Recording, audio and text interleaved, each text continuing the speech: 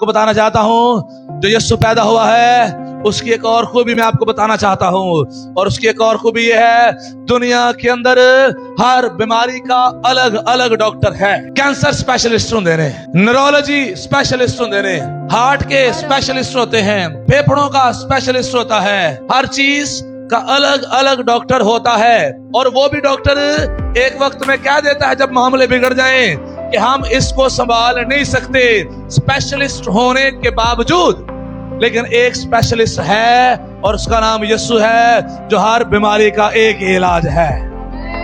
आमीन। हर बीमारी का एक इलाज ते ओ मेरा और आपका प्यारा यीशु नासरी, जिसका जन्मदिन आज मैं और आप सेलिब्रेट कर रहे हैं। यीशु को हड्डियां वाला आजे तो कभी नहीं कहेगा नहीं ऐ मेरी समझो बाहर है, मैदे वाला आइए कभी नहीं कहेगा ऐ मेरी समझो, दिमाग वाला आइए तो ऐ कभी नहीं कहेगा ऐ मेरी समझो, बारे फेफड़े वाला आइए तो ऐ कभी नहीं कहेगा ऐ मेरी समझो।